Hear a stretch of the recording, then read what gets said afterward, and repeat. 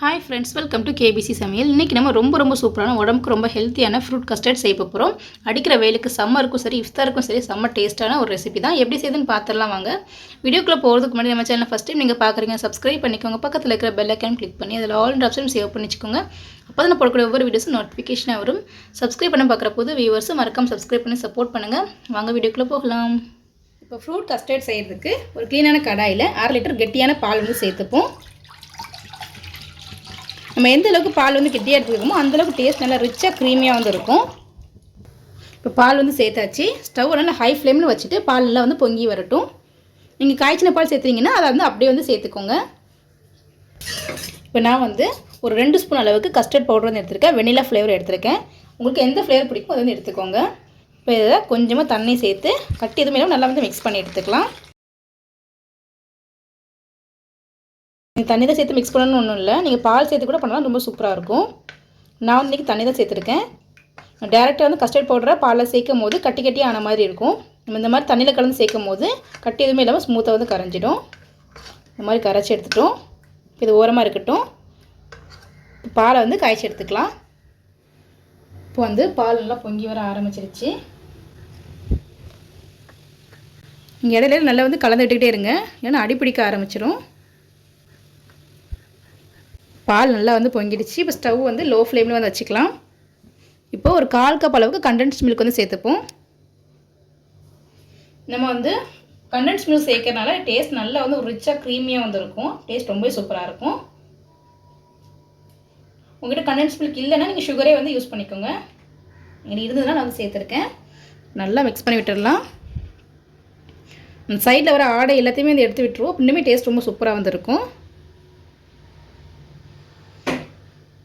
நம்ம ஏற்கனவே வந்து ஃபுல் ஃபேட் மில்க் வந்து எடுத்துருக்கோம். கொஞ்சம் கூட தண்ணி எதுவுமே சேர்க்காம அப்படியே நான் வந்து சேர்த்துருக்கேன். அது இன்னுமே நல்லா சூப்பராக வந்துருக்கும். இப்போ நல்லா மிக்ஸ் பண்ணி விட்டாச்சு. இப்போ வந்து கொஞ்சமாக வந்து சுகர் வந்து சேர்த்துக்கலாம். ஒரு 1/4 கப் அளவுக்கு சுகர் வந்து எடுத்துருக்கேன். நான் ஒரு 1/4 கப் கண்டென்ஸ்ட் மில்க்கும் 1/4 கப் சுகரும் வந்து எடுத்துருக்கேன். நீங்கள் ஃபுல்லாகவே வந்து கண்டென்ஸ்ட் மில்கில் போடுறதா இருந்தாலும் போடலாம், இல்லை ஃபுல்லாகவே வந்து சுகரில் போடுறதா இருந்தாலும் போடலாம். பாதி வந்து கண்டென்ஸ்ட் மில்க்கும் பாதி வந்து சுகரும் வந்து சேர்த்துக்கோங்க. டேஸ்ட் ரொம்ப சூப்பராக இருக்கும். இப்போ நல்லா வந்து மிக்ஸ் பண்ணி விட்டுப்போம். சீனி நல்லா வந்து கரைஞ்சி வரட்டும்.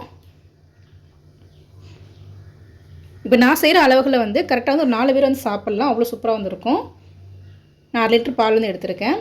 நான் ஃப்ரூட்ஸும் சேர்க்கும் போது இனிமேல் நிறைய வந்து வரும். இப்போ நல்லா மிக்ஸ் பண்ணி விட்டாச்சு. சீனி எல்லாமே நல்லா கரைஞ்சிருச்சு. இந்த ஸ்டேஜ் வந்து நீங்கள் வந்து இனிப்பு வந்து செக் பண்ணி பார்த்துக்கோங்க. உங்களுக்கு இனிப்பு ரொம்ப கம்மியாக இருக்கிற மாதிரி இருந்துச்சுன்னா இன்னும் கொஞ்சம் கண்டென்ஸ்ட் மில்க் சுகரை கூட சேர்த்துக்கோங்க. உங்களுக்கு இனிப்பு வந்து இதே கரெக்டாக இருக்குது அப்படின்னா இப்படியே வந்து இருக்கட்டும். ஏன்னா ஒவ்வொருத்தவங்களுக்கும் ஒவ்வொரு அளவுகள் வந்து ஒவ்வொருத்தவங்களுக்கும் ஒவ்வொரு சீனியோட அளவுகள் வந்து வேறுபடும். கொஞ்சம் அதிகமாக சாப்பிடுவாங்க, சில பேர் வந்து கம்மியாக சாப்பிடுவாங்க. இப்போ நல்லா மிக்ஸ் பண்ணி விட்டாச்சு. இப்போ சீனி நல்லா வந்து கரைஞ்சிருச்சு. நான் செக் பண்ணி பார்க்குறேன் கரெக்டாக இருக்கான்ட்டு. இப்போ எனக்கு வந்து சுகர் வந்து கரெக்டாக இருக்குது. நான் எக்ஸ்ட்ரா எதுவுமே சேர்க்க போகிறது இல்லை. இப்போ ஸ்டவ் வந்து கம்ப்ளீட்டாக வந்து லோ ஃப்ளேமில் வந்து வச்சுக்கோங்க. லோ ஃப்ளேமில் வச்சுட்டு நம்ம கஸ்டர்ட் மிக்ஸை வந்து சேர்த்துடலாம். நீங்கள் சேர்க்கும் நல்லா ஒரு தடவை மிக்ஸ் பண்ணி எடுத்துக்கோங்க. நான் மேலே வந்து தண்ணியாக இருந்த மாதிரி இருக்கும். நல்லா மிக்ஸ் பண்ணும்போது அடியில் தான் மாவு மாதிரி படிஞ்சிருக்கும். ஒரு தடவை நல்லா மிக்ஸ் பண்ணி எடுத்துக்கலாம். நல்லா மிக்ஸ் பண்ணியாச்சு. இப்போ அதை வந்து சேர்த்துடலாம். கஸ்டர்ட் மிக்ஸை சேர்க்கும் போது ஒரு சைடு வந்து மெதுவாக வந்து கிளறி விட்டுக்கோங்க.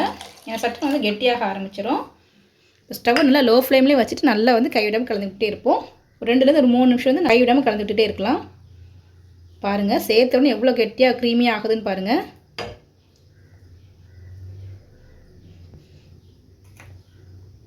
இப்போ இந்த ஸ்டேஜில் வந்துட்டு கொஞ்சமாக வந்து முந்திரி பருப்பு எடுத்து கட் பண்ணி வச்சுருக்கேன். அதை இதில் சேர்த்துக்கலாம்.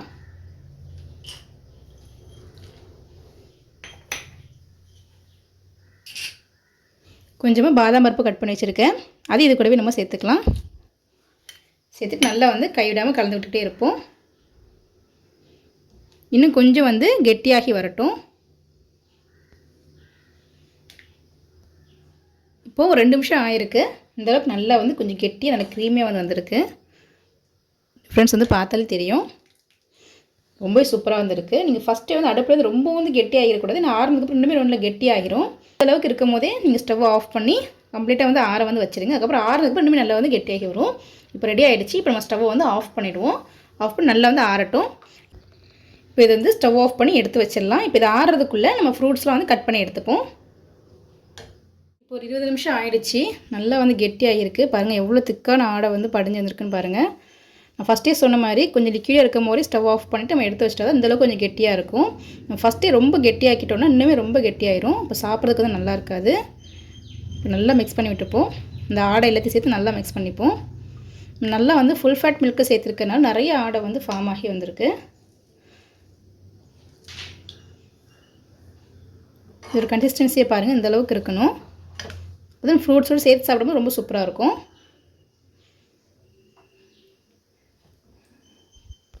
இப்போ நல்லா மிக்ஸ் பண்ணி எடுத்தாச்சு. இப்போ ஃப்ரூட்ஸ்லாம் சேர்த்துக்கலாம்.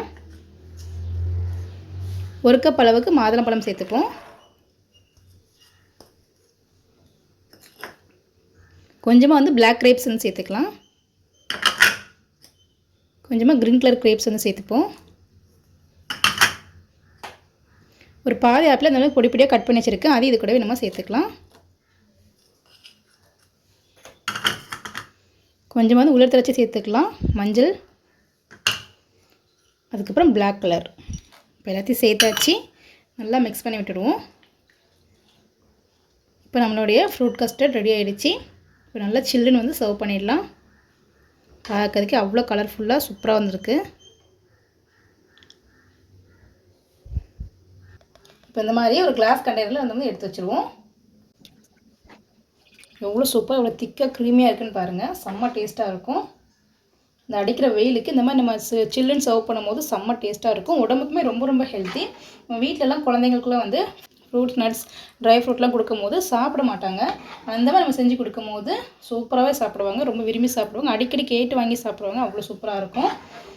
நீங்கள் வெளியிலலாம் பேக்கெட் ஜூஸ்லாம் வாங்கி குடிக்கிறதுக்கு பதிலாக இந்த மாதிரி ரொம்ப ஹெல்த்தியாக வந்து இந்த சம்மருக்கு செஞ்சு கொடுங்க. சம்மருக்கு மட்டும் இல்லை, இஃப்தார் நேரத்து சாயங்காலம் நம்ம சாப்பிடும் போது ரொம்ப ரொம்ப சூப்பராக இருக்கும். நல்லா ரெஃப்ரெஷிங்காக இருக்கும். உடம்புக்குமே ரொம்ப ஹெல்த்தி. செம்ம டேஸ்ட்டான ஃப்ரூட் கஸ்டர்ட் ரெடி ஆகிடுச்சு. நீங்களும் வீட்டில் ட்ரை பண்ணி பார்த்துட்டு எப்படி இருந்துன்னு சொல்லி கமெண்ட் பண்ணுங்கள். இந்த வீடியோ உங்களுக்கு பிடிச்சிருக்குன்னு நினைக்கிறேன். பிடிச்சிருந்தா லைக் பண்ணிக்கோங்க. உங்கள் ஃப்ரெண்ட்ஸ் அண்ட் ஃபேமிலிஸ்க்கும் ஷேர் பண்ணுங்கள். இது இப்போ நிறைய வீடியோஸ் பார்க்கணும். மறக்காம சேனலுக்கு சப்ஸ்கிரைப் பண்ணிக்கோங்க. நம்ம சேனலில் இதே போல் நிறைய இஃப்தார் ரெசிபீஸ்லாம் போட்டிருக்கோம். அதோட லிங்க் டிஸ்கிரிப்ஷனில் கொடுக்குற, மறக்காம செக் பண்ணி பார்த்துக்கோங்க. ரொம்ப ரொம்ப டேஸ்ட்டாக இருக்கும். ரொம்ப ரொம்ப ஈஸியாக இருக்கும். உடம்புக்கு ரொம்ப ரொம்ப ஹெல்த்தியும் கூட. தேங்க்ஸ் ஃபார் வாட்சிங்.